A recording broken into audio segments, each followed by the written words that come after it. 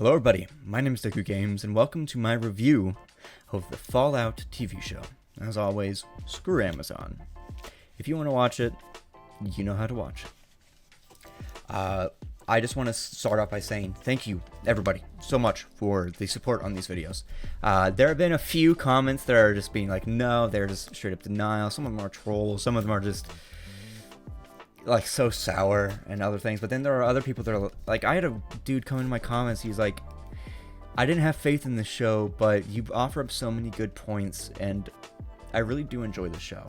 And he talked about how like he played the game with his dad and his brother and all this other stuff, and how he's now like 32 replaying the games and watching the TV show and how happy he is. And I've had many people talk about that. I've had so many people talk about how they were like, I'm so glad that somebody is positive about this. And like, I consider myself a positive person, right? But if I don't like something, I just don't like it. I won't try and defend something that I don't like. But if I like something, I will talk about it. And that's just how this is. I show you guys the in-betweens of everything. If I don't like something, I'll get angry or so on. You'll see that I don't like that. But if I like something, I'll talk about that and all sorts of other stuff. I try and be as genuine as possible on this channel.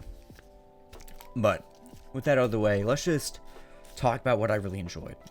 The acting. I love the acting in this. I know a lot of people talk about how awkward the dialogue is, but usually that comes down to Max and Lucy themselves. Everyone else delivers their lines so well. You know, Goggins as the ghoul. I think Walton Goggins. I keep always purposefully missing his first name because I don't want to say the wrong one.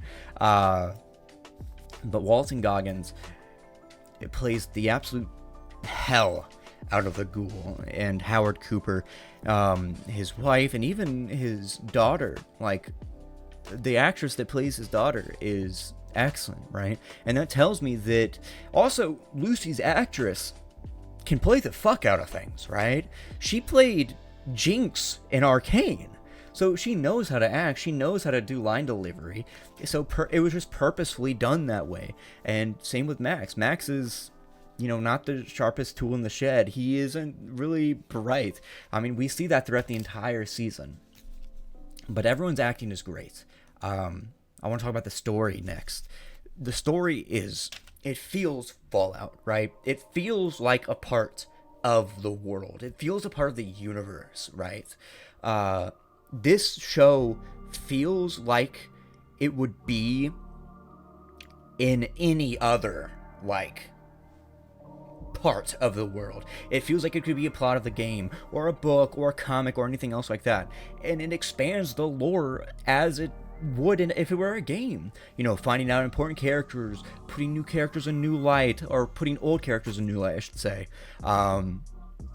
Expanding the lore and so on. And because of that, some inconsistencies and plot holes that people have with it, I feel can just be explained by the fact that it's expanding the lore. It's not changing the lore. It's just saying what's happening now in the world, right?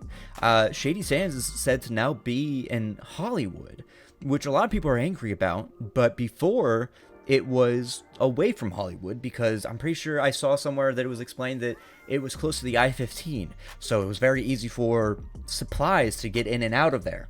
And that made a lot of sense to me, and yes, it would make a lot of sense for pre-war and also post-war whenever it was first becoming a thing. But after 200 years of the NCR being around, that I feel that those supply routes and those supply chains aren't the same. So at some point, it starts to be that it's only there as a state of antiquity, right? It is just, it's always been there, so it's there, right? And obviously, we know that the NCR is always about expanding outwards.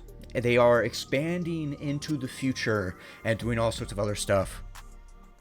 And that's always been said that it is their downfall, because they're so focused on expansion, but not helping their individuals. They're not helping the people. They only give them an idea of security, but they're so stretched far thin that security, and they're paying these taxes, but they aren't secure, right? So it makes sense that eventually, to keep up aesthetics and And, morale, they might move capitals. And that just so happens to be within the past 7 years that it's now in Shady Sands, Hollywood. So that makes sense. Then we get to see everything with how I really enjoy with this story of Lucy's journey as a character. Her whole thing of going from very naive to the very end of sticking to her morals, but still now being a part of the Wasteland, and the Wasteland has changed her, is so Fallout. It feels natural. It feels like a part of the world. It feels like what happens to our characters when we play them, right?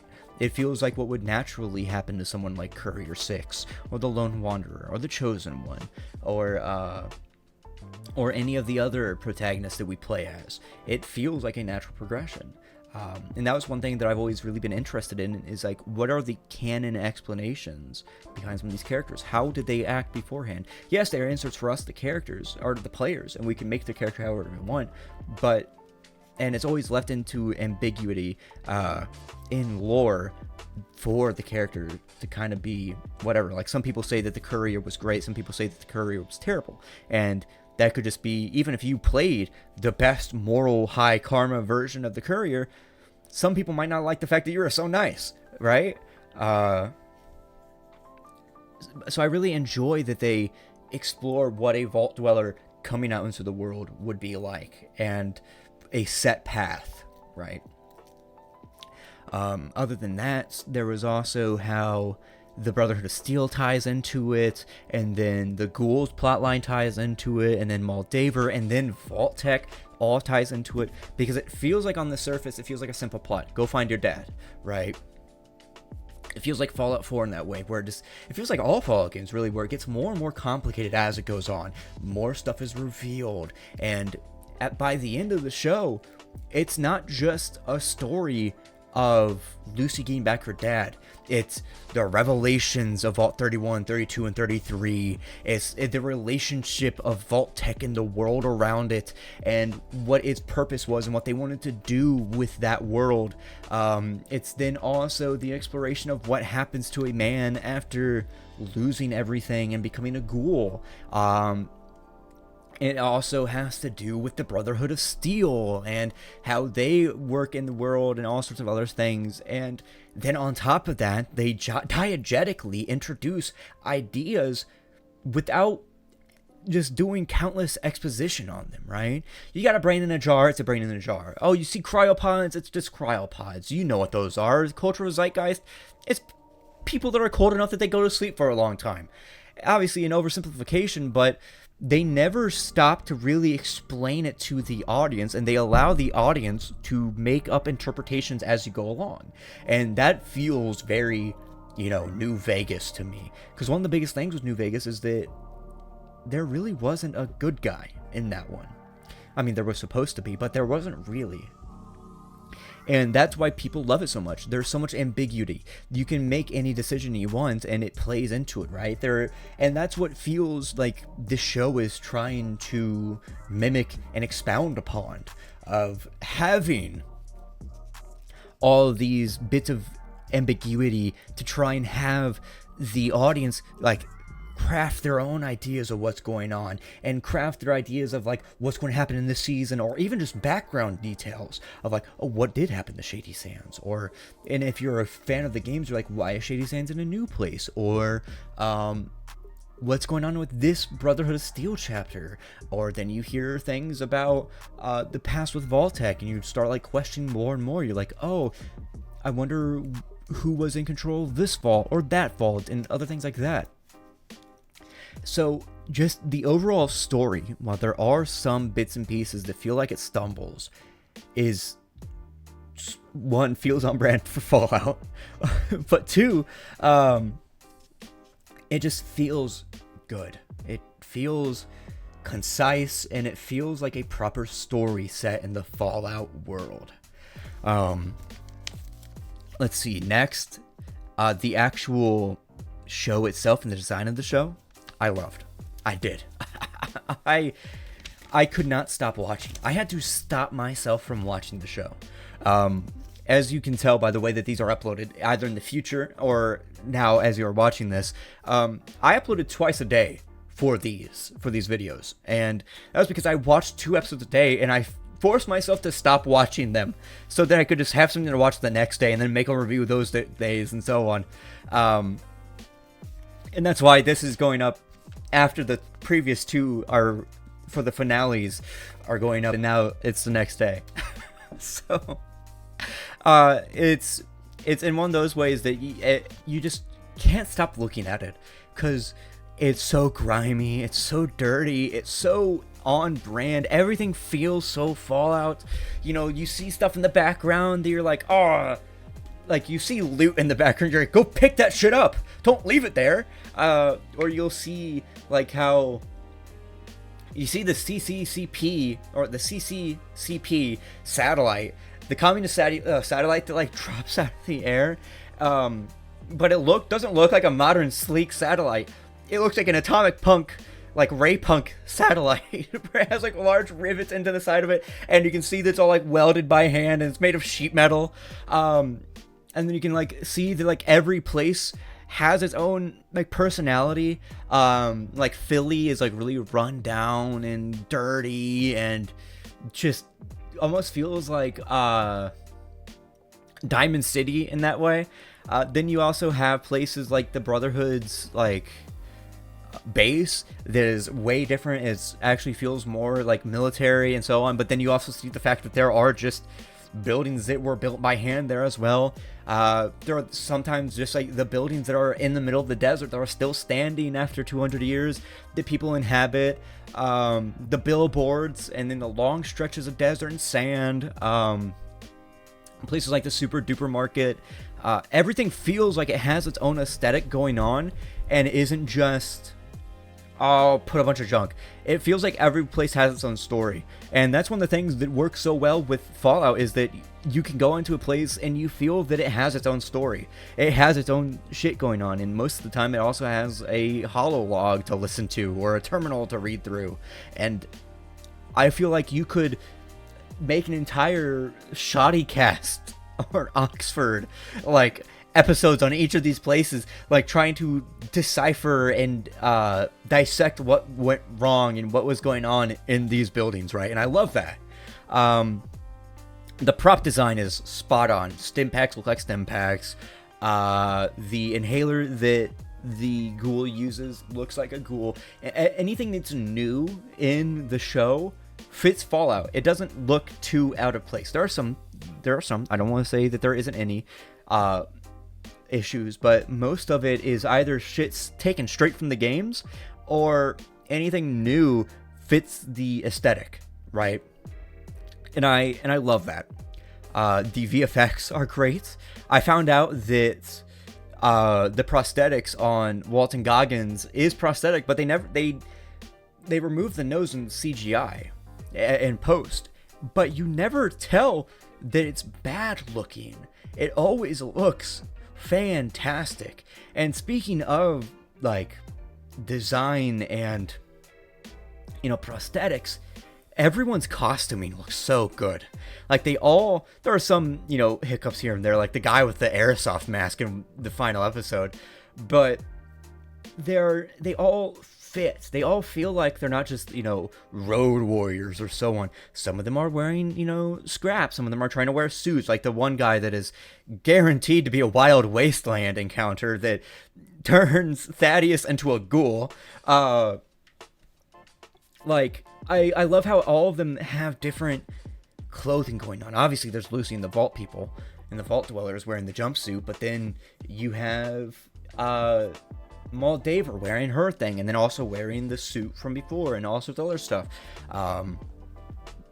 So it's really interesting just to see how well they crafted all of that, just for background stuff.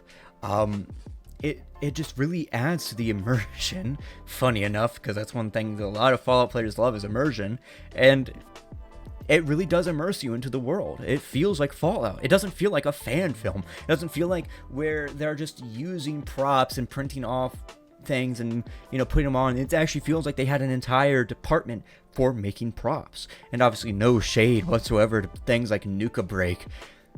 y'all are still fucking amazing for what you were able to do. And, you know, making things like Pip-Boys by hand,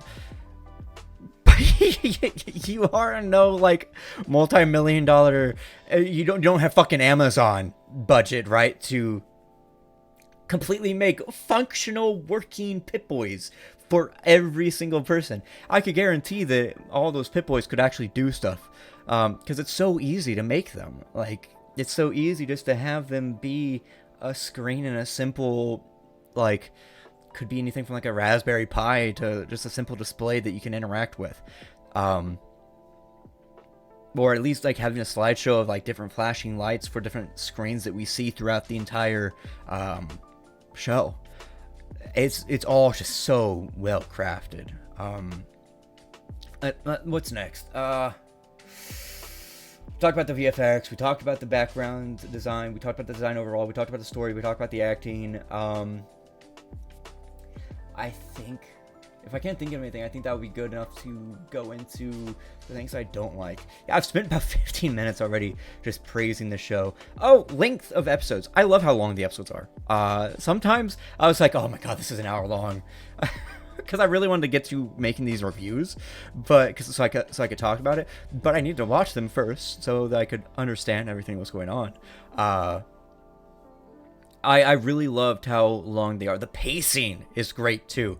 There's never really a moment where it felt like the pacing dragged on for too long or scenes dragged on for too long. A lot of times they cut perfect. Excuse me. They cut perfectly. When they needed to other scenes and so on. It felt like a constantly cohesive story that while in the background weeks are passing, because we find out that like almost 3 weeks passed since Lucy went up to the surface and everything. So I thought that was really cool, and I really enjoyed the pacing because it felt both quick, fast-paced, but also didn't feel like too sluggish. Other than that, let's talk about the combat before we get into the things I didn't like. I love the way the combat is done. I love the action. I love how sometimes you'll see the camera framework is done so cinematically, right? It's not just so bare minimum, just shot for shot, reverse shot or anything. A lot of times they're very creative and imagined, right? Or you'll see in one of my thumbnails of Lucy pointing the gun up. Just that angle looks great. The color grading also fits.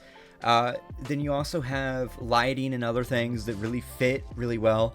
But as for the actual action itself, why I mentioned those is because it feels like whenever the ghoul is shooting up Philly, it feels like it feels like you're watching kill cams and cinematic kill shots from your VATS, right? You see like how a guy goes flying and he hits like the door where the camera is behind, or you follow the bullet traveling and see a dude fucking explode into a thing of viscera.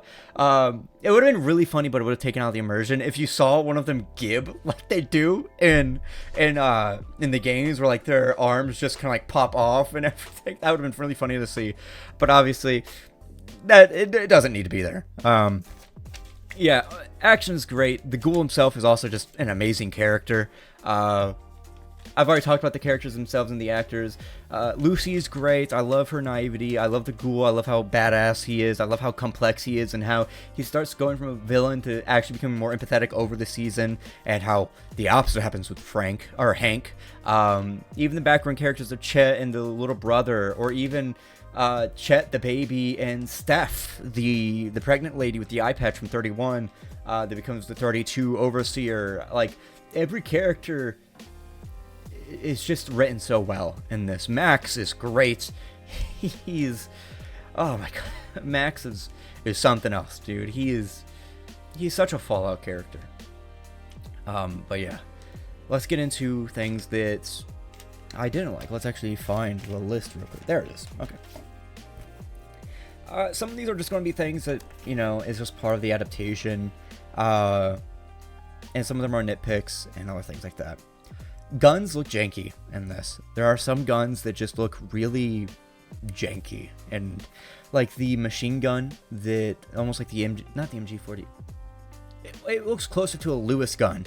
The plate-fed Lewis gun with the cooling in the front that the Brotherhood of Steel Knights always use.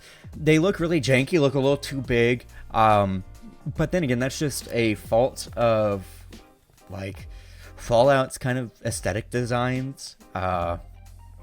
You've had realistic looking guns in as far back as 1, but then you also had really weird looking guns too as far back as 1. And I know 4 did a lot of that. Like, a lot of the guns just don't look right. But hey, it's a fantasy. It's not all about realism. You have fucking supernatural brains in jars, right? The initial plot is kind of loose, right? Of suddenly Moldaver attacks, and you get stuff going on with the background people that isn't really fully ever resolved with the prisoners and the raiders and so on, at least not on screen. Then you also have just some things that like feel a little hiccupy, kind of like I know that the whole golden rule of the wasteland is thou shalt get distracted at every goddamn time or whatever, and that happens so often in the show. You know, getting stuck in Vault 4, or then, you know, having to walk with the ghoul and then walk back, or, you know, having your head swallowed, or having to take a head, and then all sorts of other stuff. But there are just like some of the initial things that are like, I feel like could have been done a little bit better, maybe ironed out a little bit better in the writer's room, but it still delivered its purpose well enough. We get to see a tram in Shady Sands during one of the flashbacks before it was nuked and it was running. And one thing that I was really surprised by is the fact that we see only vertebrates as forms of transportation. I was really looking forward to maybe seeing if we would see cars in the wasteland actually moving, because we know that can happen. We know that it works, and that as far back as, you know, Fallout 3, it was always engine limitations, right, of why you couldn't drive around, and time constraints. Here's a little nitpick from me, was none of the main people's hair looks dirty. Like, they're always so perfectly clean, right? Even Max's hair that is always constantly matted down looks perfect. Or Lucy, who's been walking through a desert for 2 weeks without a shower, because she never even got the chance to use the shower in the in Vault 4, is she still like has perfect, luscious, flowing curls, right? like a Maybelline commercial. It's so funny, and it doesn't really take away. It's just one of those things you'll notice. You're like, that's weird.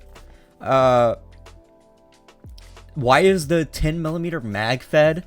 Because you see Maximus, or his friend, the non-binary Brotherhood of Steel member, like, load a magazine into what looks like the 10mm cylinder fed one. So I was like, what's going on there? Maybe it wasn't, or not. Also, there's a lot of shots being fired from those 10mm despite being cylinder. I don't know. I guess it could be like 10 rounds because of how, you know, what, I don't know. It just felt a little weird to me. We never get to see any las weapons being used, and las weapons is one of the biggest parts of Fallout. We see Moldaver have one, and I was really looking forward to seeing a blue beam or a red beam shooting out of there, right? But we don't get to see any of that.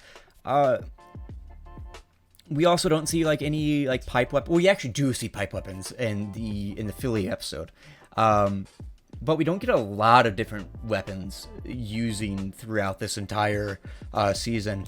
We see mainly the assault rifle from them, and then the gunner, and then some people using pipe weapons, and then the ghoul's modified shotgun that he also uses as a grenade launcher, and then the 10mm. But we don't see like Lucy pick up different guns and use different guns, or Max use different guns and so on, which I would have thought would have been really cool, is to see them go through like a cycle of weapons while sticking to the 10mm and so on. We see no VATs or reference to it. I know that I forget if VATs is an actual thing or not, but it would have been cool to see like some explanation lore-wise of what it actually does. Like, we know that it's a targeting system, and I was wondering like how it actually like functions and what it actually does to the user and how it functions. I thought that would have been really cool. No Deathclaw. We see the Deathclaw skull at the very end.